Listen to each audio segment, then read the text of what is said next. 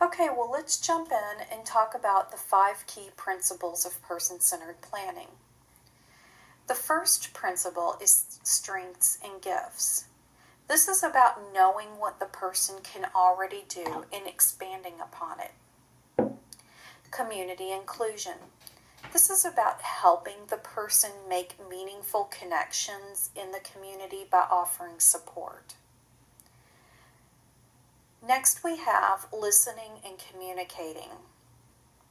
This is really truly understanding the individual's needs, wants, and desires.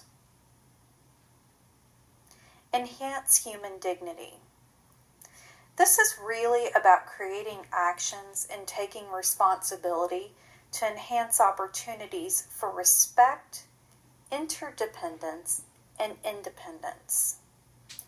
And review of plan supports. Reviewing the plan of care goals and understanding what the care team really wants to get out of those goals for the individual. Okay, well, let's move to fraud and abuse. First, 7 County Services is the provider service organization that oversees the Michelle P. waiver for Jefferson County. Each county in the state does have a provider service organization that oversees the financial aspect of the Michelle P. waiver. 7 Counties defines fraud as intentional deception or intentional misrepresentation made by a person with the knowledge that the deception could result in some unauthorized personal benefit or unauthorized benefit to some other person. Abuse is defined as to use wrongly or improperly, to hurt or injure by maltreatment. Let's talk a little bit about statistics. Disability increases vulnerability to abuse. People with disabilities are 2 to 5 times more likely to be the victim of most severe forms of abuse. Abuse tends to be chronic.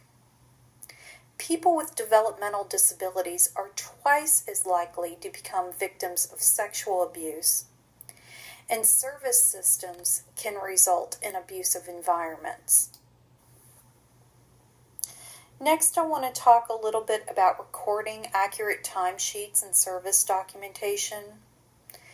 As each of you know, the waiver program is very detailed as far as what time you clocked in, what time you clocked out, what did you do, what were your experiences, is the person progressing, regressing, or maintaining the goals that you worked on?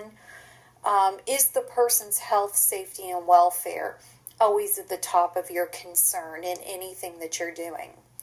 All the documentation needs to be very specific.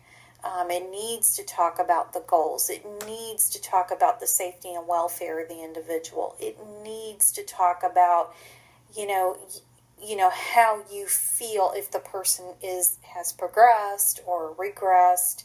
What is your measure, in other words, of the person's condition of the goal that you've worked on?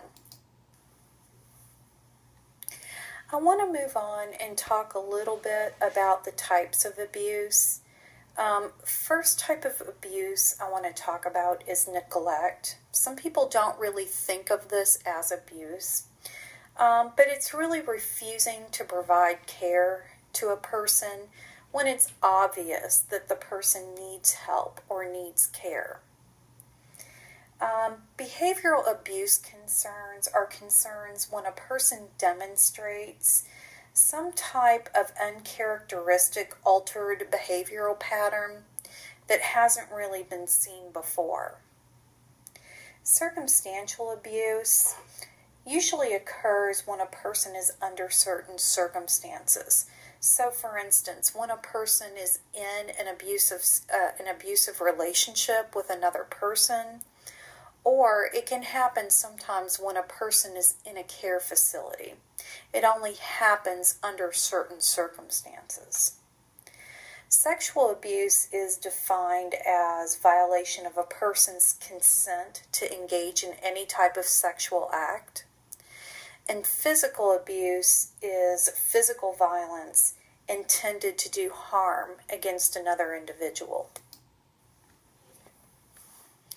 Let's just talk a little bit about what to do if you suspect abuse.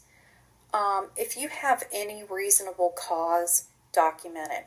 That's the most important thing to do, is to document it, even get a witness if at all possible. Contact the Department for Community-Based Services.